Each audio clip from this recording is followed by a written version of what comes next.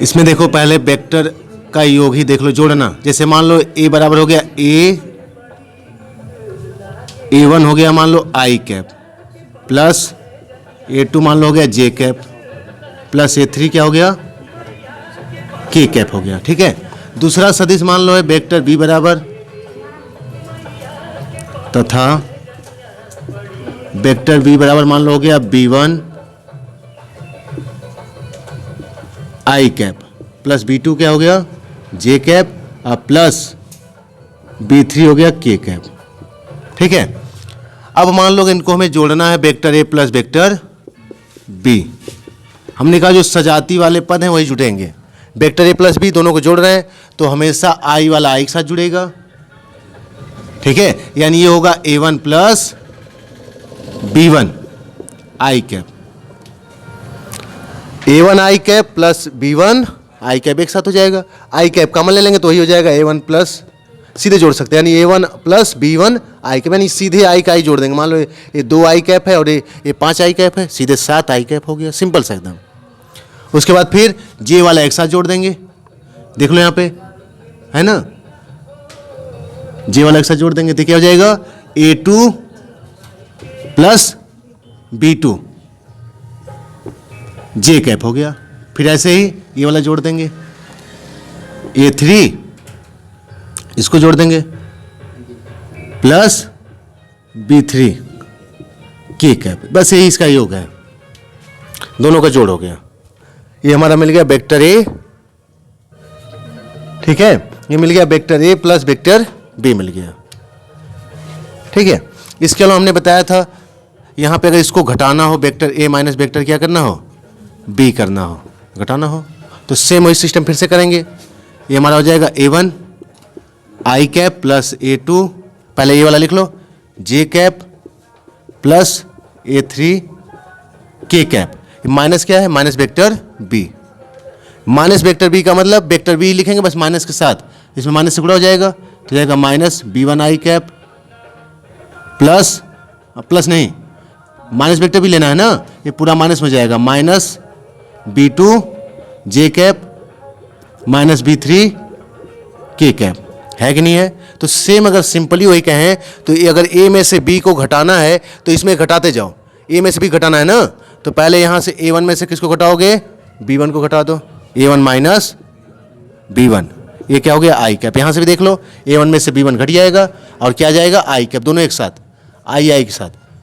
जैसे बीजगणित को जोड़ घटाने को हम लोग जोड़ते और घटाते हैं, यक्स वाले के साथ यक्स को, वाई के साथ वाई को, जेड के साथ जेड को, वैसे ही आई कैप के साथ आई कैप, जे कैप के साथ जे कैप और के कैप के साथ के कैप। समान चिन्ह है तो जुड़ जाएगा, विपरीत है तो घट जाएगा अपने आप। इसको में से इसको घटाओ, जे वाला है ना, जे में से घटाओ तो इसमें हो जाएगा प्लस a2 माइनस b2 जे कैप, इसको एक साथ घटाओ, के कैप को के कैप के साथ क्या हो जाएगा, ये हो जाएगा a3 माइनस b3 के कैप। ठीक है। जैसे एग्जाम्पल देखो ज़्यादा समझ में आएगा, अगर कोई उदाहरण एक दे दें इसमें, देखो उदाहरण जैसे मान लो हमने दे दिया, मान लो वेक्टर ए बराबर हमने लिख दिया 2 आई कैप माइनस 3 जे कैप प्लस के कैप। ठीक है। तथा मान लो हमने लिख दिया वेक्टर बी बराबर, ठीक है, हमने लिख दिया आई कैप प्लस 2 जे कैप माइनस के कैप। ठीक है। अब देखो यहाँ पे हम दोनों को जोड़ने वाले हैं, मान लो वेक्टर ए प्लस हमें क्या चाहिए वेक्टर बी। अब सिंपल से तुम देखना, जब इन दोनों को जोड़ेंगे तो यहाँ आई कैप क्या होगा, आई कैप के साथ जुटेगा, 2 आई कैप और 1 आई कैप, कितने हो गए 3 आई कैप, सिंपल सा। ठीक है। माइनस 3 जे कैप और प्लस 2 जे कैप है ना, ये चिन्ह विपरीत है, घट जाएगा, माइनस 3 जे कैप और प्लस 2 जे कैप हो गया माइनस जे कैप। फिर प्लस के कैप और माइनस के कैप, काम ही खत्म हो गया, इसका कट गया हो, यही आया केवल। कठिन है, एकदम सिंपल सा है। अगर यही vector a minus vector b निकालना हो तो इसमें से इसको घटाओ, 2 आई में से 1 आई घटा दो, आई कैप, माइनस 3 जे कैप है, इसमें से इसको घटाओ, घटाएंगे तो ये भी माइनस हो जाएगा, तो जाएगा माइनस 5 जे कैप, माइनस 3 जे कैप है, इसमें से घटाएंगे किसको टू जे कैप को घटाते ही, घटाने का मतलब माइनस से गुणा होता है, ये माइनस हो जाएगा तो ये माइनस दोनों जुड़ जाएंगे, -5 जे कैप। ये हमारा के कैप है, इसमें से इसको घटाओ, जब इसको घटाएंगे तो घटाने में क्या हो जाएगा, माइनस माइनस प्लस, तो हो जाएगा 2 के कैप। समझ में आया कि नहीं आया? ठीक है, एकदम आसान है। अगर मान लो यहीं से हम कह दें बी माइनस ए निकालो, तो बी में से इसको घटाओ, तो इसमें से इसको घटाओगे, घटाओगे ना, तो 1 आई में से 2 आई घटाओ, -i कैप। इसके बाद 2 जे में से -3 जे को घटाओ, जब -3 जे को घटाएंगे तो माइनस क्या हो जाएगा, प्लस 3 जे के हो गया प्लस में, और 2 जे कितने हो गए, +5 जे कैप हो गया।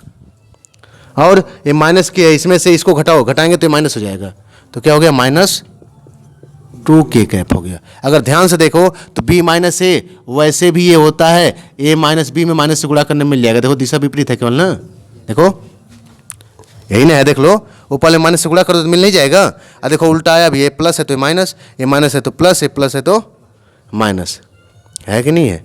वैसे भी vector a minus vector b बराबर माइनस से गुणा करो, देखो ये पोर्शन मिल जाएगा।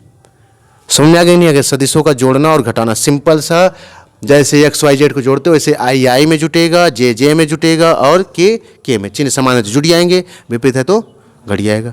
अगर इनका परिमाण निकालना हो तो परिमाण निकालने के लिए फिर से वही रूल, मान लो इसी का अगर परिमाण निकालना हो तो vector a minus vector b का परिमाण निकालो। परिमाण जानते हो?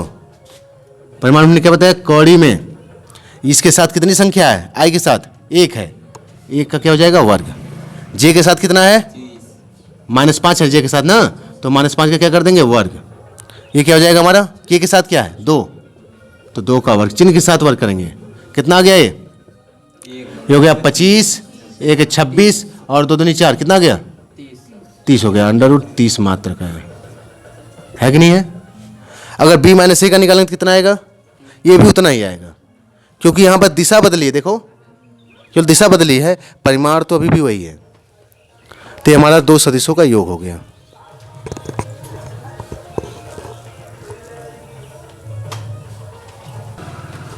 थोड़ा सा इसमें देख लो, जैसे मान लो वेक्टर a प्लस वेक्टर b हो गया। अब अगर इसका हमें परिमाण निकालना है, असल में देखो तो यही वेक्टर r भी है, a और b का क्या है, परिमाण भी होता है। अगर हमने कहा 2 सदिश हमारे पास हैं, वेक्टर a और वेक्टर b, अगर इनका परिमाण निकालना हो तो इनका परिमाण किसे कहते हैं, परिमाण r बराबर क्या बताया गया, परिमाण r बराबर होता है वेक्टर a प्लस वेक्टर b। अगर इनका परिमाण निकालना हो वेक्टर a वेक्टर b का, वेक्टर a और वेक्टर b का परिमाण के लिए क्या बताया, परिमाण वेक्टर r बराबर क्या होता है, वेक्टर a प्लस वेक्टर b, और इसका मान कितना आ जाएगा, दोनों को जोड़ देंगे। अभी हमने क्या बताया एग्जाम्पल, जैसे हमारा कितना आया था, 3i कैप प्लस 2 जे कैप, -2 जे कैप था, यही ना। दोनों को जोड़ने के बाद क्यों यही आया था, वेक्टर a प्लस वेक्टर b, अभी जस्ट लिखे थे। तो वेक्टर a प्लस वेक्टर b दोनों जोड़ने में कितना आ गया, 3i कैप और -2 जे कैप। अगर मान लो इसका परिमाण निकालना हो तो परिमाण तो ठीक है, हम निकाल लेंगे। परिणाम हमारा हो जाएगा वेक्टर a प्लस वेक्टर b का जो परिणाम होगा वही क्या होगा, केवल जे कैप था, ठीक है। तो इनका जो परिणाम होगा हमारा, ये क्या हो जाएगा, ये हो जाएगा कौड़ी में यही 3 का वर्ग और प्लस यहाँ क्या है -1 का वर्ग, ये तो ठीक है। मान लो ये हो गया कितना, 3 त्रिके 9, 1 10 हो गया कौड़ी में मात्रक। लेकिन मान लो अगर इसकी दिशा निकालनी है तो, है ना, अगर हम कहते हैं वेक्टर ए प्लस वेक्टर बी, या इसी को हम लोग क्या कहते हैं, इसी को कहते हैं वेक्टर आर, यही ना। अगर कह दें इसके अनुदिश एकांक सदिश ज्ञात कीजिए, या वही यूनिट वेक्टर एकांक वेक्टर निकालना हो,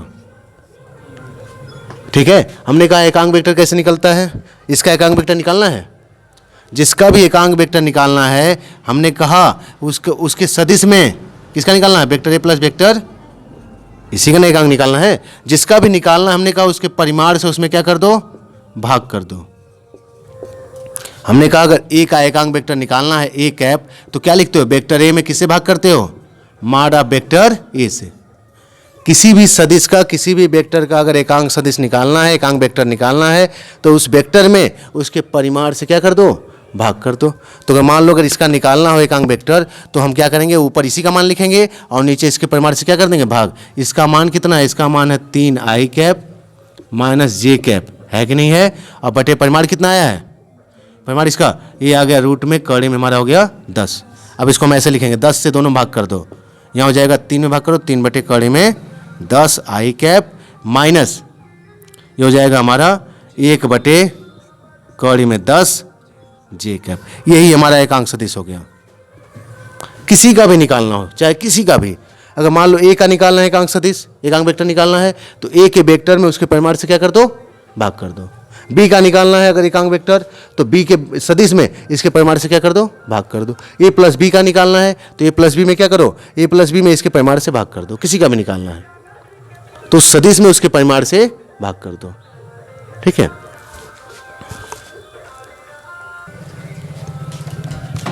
अगर इसमें किसी वेक्टर का हम लोग क्या करते हैं, किसी वास्तविक संख्या से गुणा करते हैं। जैसे मान लो हमने मान लिया कोई वेक्टर ये है हमारा, हम पूरा चेक करके इसमें देखेंगे। मान लो a1 हो गया इसका i कैप प्लस a2 हो गया जे कैप और प्लस हो गया a3 k कैप, ठीक है।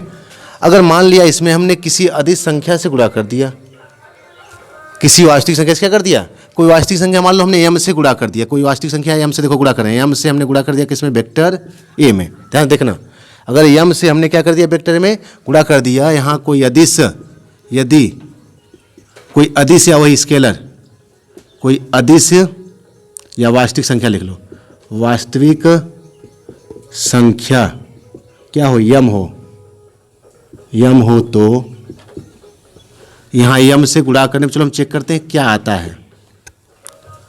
यहाँ पे वेक्टर ये क्या है, एक सदिश राशि है। यम क्या है, कोई वास्तविक संख्या है।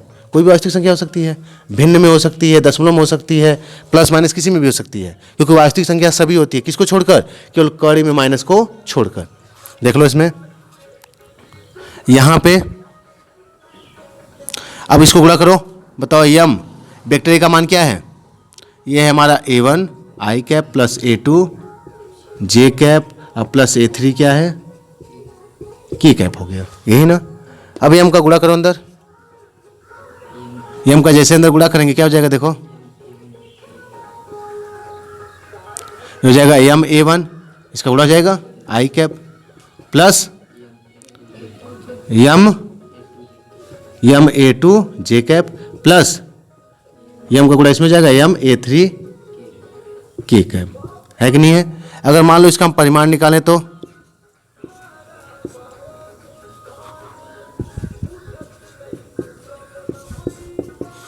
परिमाण निकालने क्या हो जाएगा, बताओ। i के साथ जो भी है यहाँ क्या है संख्या में, यम a1 है कि नहीं है, इसका वर्ग हो जाएगा, प्लस j के साथ क्या है, यम a2 हो गया, ये इसका भी वर्ग हो जाएगा। यही करते हैं, i के साथ जो है उसका वर्ग प्लस j के साथ जो है उसका वर्ग और प्लस k के साथ जो है उसका वर्ग, यम a3 का वर्ग। कड़ी में वर्ग करेंगे, इसको स्क्वायर करेंगे, हो जाएगा यम स्क्वायर a1 स्क्वायर प्लस यम स्क्वायर a2 स्क्वायर प्लस यम स्क्वायर a3 स्क्वायर, है कि नहीं है। तीनों में कुछ कॉमन है, क्या कॉमन है तीनों में, यम स्क्वायर कॉमन है, और उसको कड़ी के बाहर लेके आ जाएंगे तो क्या हो जाएगा, यम। अंदर क्या बचा हमारा, a1 square plus a2 square plus a3 square, बचा कि नहीं बचा, है ना। अब ध्यान से देखो, असल में ये किसका परिमाण है। अगर इसका केवल निकालना हो, ए का, तो केवल ए का परिमाण निकालना हो तो बताओ क्या आएगा, ए का केवल परिमाण निकालना हो तो कड़ी में a1 square plus a2 square plus a3 square होगा कि नहीं होगा, और ये उसी के बराबर है कि नहीं है ना। इसका मतलब ये है कि अगर यहाँ पे हमने m से गुणा किया है तो हमें जो राशि मिल रही, देखो पहली चीज़ m से गुणा करने के बाद हमें कौन सी राशि मिली है, हमें यहाँ पे मिली है कोई दूसरी सदिश राशि मिली है। कौन सी राशि मिली है, सदिश राशि। देखो पहली चीज़ हमारे पास सदिश कोई वेक्टर राशि है हमारे पास ए, उसमें हमने अदिश से गुणा कर दिया। अदिश मतलब किसी संख्या से, वास्तविक संख्या से गुणा कर दिया। गुणा करने बाद जो हमें मिला अभी भी वो आई जे के में है कि नहीं है, आई जे के में है। इसका मतलब ये कौन सी राशि है, सदिश राशि अभी भी है। तो इसका मतलब अगर किसी सदिश राशि में, अगर किसी वेक्टर में अगर वास्तविक संख्या से गुणा करते हैं तब भी हमें क्या मिलेगी? सदिश राशि यानी वेक्टर राशि ही मिलेगी। समझ में आया कि नहीं आया? सदिश मतलब वही वेक्टर मिलेगा। ये समझ आया? इसके अलावा परिमाण पे क्या प्रभाव पड़ेगा? अगर इसका हम परिमाण निकाल रहे हैं, क्या निकालें इसका? परिमाण। देखो परिमाण हमने निकाला, तो परिमाण हमारा क्या निकला है? परिमाण हमारा आ गया यम, और ये क्या है हमारा? यह हमारा है मॉड ऑफ वेक्टर ए है। देख लो, आखिर मॉड ऑफ वेक्टर ए बराबर क्या होता है? मॉड ऑफ वेक्टर ए बराबर यहाँ क्या होगा? जल्दी बताओ। यही ना हमारा है मॉड ऑफ वेक्टर ए बराबर हमारा क्या होगा? मॉड ऑफ वेक्टर ए बराबर होता है, यही कॉर्डिम होता है आई के साथ कौन है? A1 स्क्वायर है ना, plus A2 square plus A3 square, है कि नहीं है? और देखो लास्ट में हमारा वही आया है, कॉर्डिम A1 square plus A2 square plus A3 square. इसका मतलब क्या है कि अगर हम इसको देख लो ध्यान से, किसी सदिश में अगर m से गुणा करते हैं तो क्या आएगा हमारा? ध्यान देखना, अगर किसी सदिश में गुणा करते हैं तो दिशा क्या मिलेगी? वही। किसी सदिश में अगर हमने वास्तविक संख्या से गुणा किया तो हमें क्या मिलेगा? पहली बात क्या मिलेगी इसमें? सदिश राशि मिलेगी। कौन सी राशि मिलेगी? सदिश राशि। दूसरी बात, इसके परिमाण पे क्या प्रभाव पड़ेगा? यम से जैसे गुणा करेंगे हम, इसका परिमाण कितना गुना हो गया? यम गुना हो गया। समझा रही बात? अगर कोई किसी वेक्टर में वास्तविक संख्या से गुणन किया जाता है, वास्तविक मतलब वही अदिश से जिसमें दिशा नहीं है, उससे गुणा कर रहे हैं, तो गुणा करने में सबसे पहली बात क्या मिलेगी हमें? सदिश राशि ही मिलेगी। क्या मिलेगी? सदिश राशि ने वेक्टर ही मिलेगा। दूसरी बात, अगर यम से हमने वेक्टर ए में गुणा किया है तो वेक्टर ए का जो परिमाण है, जो मान है, वह यम गुना हो जाएगा। कितना गुना हो गया? यम गुना हो गया। बात समझ में आई? अब देखते हैं क्या दिशा पे प्रभाव पड़ेगा कि नहीं पड़ेगा। ध्यान देखना, दिशा पे प्रभाव पड़ेगा कि नहीं पड़ेगा, देख लो। ठीक है, दिशा पे प्रभाव निकालने के लिए बताओ दिशा कैसे निकालते हैं? एकांक वेक्टर, एकांक वेक्टर निकालते नहीं निकालते हैं? और जब एकांक वेक्टर निकालें, किसकी दिशा निकालना है? हमें निकालना है यम वेक्टर ए की। किसकी दिशा निकालना है? यम वेक्टर ए की दिशा। तो मान लो यम वेक्टर ए की अगर दिशा निकाल रहे हो तो ऊपर क्या लिखोगे? यम वेक्टर ए लिखोगे नहीं लिखोगे? और बटे क्या लिखेंगे? मॉड ऑफ यम वेक्टर लिखोगे नहीं लिखोगे? जिसकी भी दिशा निकालनी हो उसका मान ऊपर और उसका परिमाण नीचे। अब देखो ध्यान से, ये अभी पढ़े हो, ये हमारा देखो एकदम आसान सा है। ये हो गया यम वेक्टर ए बटे, इसको हम क्या लिख सकते हैं? देखो इसको लिख सकते हैं यम, यम से गुणा करने वाले यम को बाहर कर सकते हैं। देख लो यही अभी लाए हैं, हो जाएगा यम वेक्टर ए मार्ड में लिख सकते हैं। यम से हम क्या हो गया? कट गया। यह बताओ किसकी दिशा है? वेक्टर ए बटे, वेक्टर ए बटे मार्ड ऑफ वेक्टर है कि नहीं है? यह ए की ही दिशा है कि नहीं है? है कि नहीं है? यानी यहाँ पे दिशा में कोई परिवर्तन नहीं होगा। समझ में आया? दिशा में परिवर्तन नहीं होगा, अपरिवर्तित रहेगी। एक बार फिर से देख लो, सुन लो एकदम ध्यान से, एकदम एग्जाम्पल ये प्रैक्टिकली समझ लो। आप इसको नीचे मिटा दें, नोट करोगे इसको, कोई मतलब नहीं, बस गणना दिखाया गया कैसे। देखो, अगर वास्तव में कोई सदिश राशि है, जैसे मान लो हमने कह दिया 10 न्यूटन का बल है, किसी दिशा में लग रहा है, वो पास में आ रही, किसी दिशा में लग रहा है। अब अगर उसमें हम किसी अगर अदिश संख्या से या वास्तविक संख्या से गुणा कर दें, उसका 2 गुना कर दें, क्या करते हैं उसका हम? अगर उसका 2 गुना कर देते हैं तो 2 गुना का मतलब क्या हो गया? हमारा बल 10 न्यूटन है तो 20 न्यूटन का हो जाएगा। लेकिन उससे दिशा नहीं बदलेगी, उससे दिशा नहीं बदलेगी, परिमाण उतना गुना हो जाएगा। तो अगर कोई सदिश राशि है, सुन लो ध्यान से, अगर उसमें किसी संख्या से वास्तविक संख्या से गुणा कर रहे हो तो पहली बात यह है कि उसमें वो सदिश राशि है तो सदिश राशि रहेगी, वेक्टर है तो वेक्टर ही रहेगा, वेक्टर है तो वेक्टर रहेगा, अदिश नहीं होगा वो। पास में आ गई पहली बात। दूसरी बात, जितना गुना करोगे, जितना से गुणा करोगे, हमारा परिमाण उतना ही गुना बदल जाएगा, लेकिन दिशा नहीं बदलेगी। तो किसी सदिश राशि में अदिश से गुणा करने पे परिमाण उतना गुना हो जाएगा, गुणा करने से उतना गुना हो जाएगा, लेकिन दिशा में कोई प्रभाव नहीं पड़ेगा, क्योंकि ये एक वास्तविक संख्या है। सुना गया? इसमें एग्जाम्पल देख लो फटाक से। जैसे क्या होता है, हम लोग पढ़ेंगे संवेग। क्या पढ़ते हैं? संवेग। एग्जाम्पल देख लो पहला, आगे हम लोग पढ़ेंगे संवेग, संवेग। ठीक है, जो संवेग होता है हमारा, संवेग मतलब यहां हो गया हमारा संवेग मतलब वेग के साथ, जब वेग से कोई कण हमारा कोई पिंड जब गतिमान होता है तो द्रव्यमान के सापेक्ष यानी द्रव्यमान के हिसाब से देखोगे तो द्रव्यमान गुणे जो वेग होता है इसी को क्या कहते हैं, संवेग कहते हैं। क्या कहते हैं इसको, संवेग कहते हैं। संवेग को हम किससे दिखाते हैं, पी से। ठीक है, द्रव्यमान किससे दिखाते हैं, मास m से। वेग को किससे दिखाते हैं, v से। v कौन सी राशि है, अदिश है सदिश है, सदिश वेक्टर राशि होगी तो यहाँ v लगेगा। द्रव्यमान कौन सी राशि है, अदिश है। अब अदिश का सदिश में गुणा करेंगे तो क्या मिलेगा हमें, सदिश, यानी p कौन सी राशि है, सदिश राशि। अब मैंने बता दिया कि तो सदिश में किसी अदिश यानी किसी संख्या से गुणा कर रहे हो तो गुणा करने के बाद हमेशा कौन सी राशि मिलेगी, सदिश मिलेगी। यानी जो संवेग यहाँ मिल रहा है वह संवेग कौन सी राशि है, सदिश यानी वेक्टर राशि हो गई।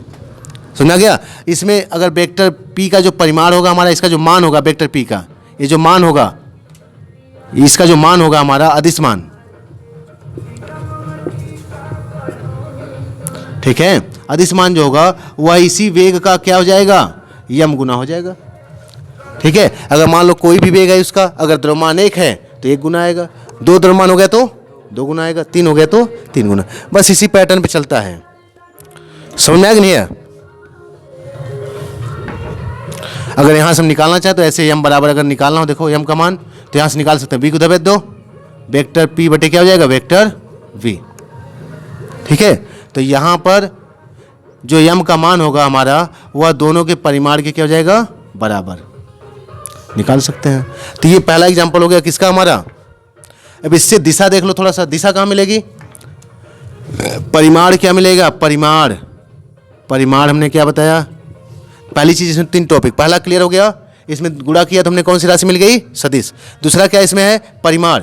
बताओ p का परिमाण क्या होगा, यही जो v का परिमाण होगा इसी में m से क्या कर दिया जाएगा, गुणा। अगर कुल परिमाण निकालना, कुल मान निकालना तो p का मान किसके बराबर होगा, v का जो भी मान आएगा, सदिश राशि है ना, इसका जो भी मान आएगा उसमें m से क्या कर दिया जाएगा, गुणा। ठीक है, इसके अलावा तीसरी टॉपिक इसमें क्या हो गई, दिशा। अब बताओ दिशा इसकी कहाँ होगी, इसमें संवेग की दिशा क्या होगी, संवेग की दिशा। बताओ, अभी हमने बताया कि इसकी जो दिशा होती है किसकी दिशा में होगा, वेग के ही दिशा में होगा। किसकी दिशा में होगा, वेग के ही दिशा में होगा। नहीं होगा, देखो संवेग की जो दिशा हो जाएगी ये हो जाएगी वेक्टर p बटे p का मान, सूत्र के हिसाब से ही नहीं हुआ। अगर संवेग की दिशा निकाल रहे हैं तो हमने कहा जिसकी भी दिशा निकालना है या एकांक वेक्टर निकालना है उसको ऊपर लिखो और उसका परिमाण कहाँ लिखो, नीचे। तो बताओ वेक्टर p का मान कितना है, ये है m इंटू वेक्टर v है, और इसका मान कितना है, इसका मान है हमारा m into vector v। m से m कट गया नहीं कट गया, यह बताओ किसकी दिशा निकल गई, यह v की दिशा निकली नहीं निकली, देख लो यह है b, वेक्टर v है ऊपर और नीचे क्या है v का परिमाण। तो यह किसकी दिशा को व्यक्त करता है, वेग v की दिशा को, यानी यह किसकी दिशा हो गई, वेग की दिशा हो गई। यहाँ एकांक वेक्टर लिख लेना, संवेग का एकांक वेक्टर बराबर वेग का एकांक वेक्टर, यानी जिस दिशा में वेग होगा, सुन लो अब, उसी दिशा में संवेग भी प्राप्त होता है। द्रव्यमान का क्या प्रभाव है, ये जो द्रव्यमान है अदिश राशि है, इसका प्रभाव केवल होगा परिमाण पे पड़ेगा। किस पे पड़ेगा, परिमाण पे, 1 गुना 2 गुना 3 गुना ऐसे हो जाएगा, परिमाण पे केवल प्रभाव पड़ेगा। बाकी ये दिशा को प्रति नहीं कर सकता क्योंकि ये कौन सी राशि है, अदिश राशि है। समझ आ गया, ये हमेशा इसी दिशा में होगा। क्लियर, समझ आ गया नहीं है। दूसरा इसमें आता है हमारा बल, दूसरा आता है हमारा बल बराबर क्या होता है, द्रव्यमान गुणे त्वरण होता ही नहीं होता है। द्रव्यमान बल को हम दिखा रहे हैं F से, द्रव्यमान को m से और त्वरण को a से। त्वरण कौन सी राशि है, वेक्टर राशि हो गई।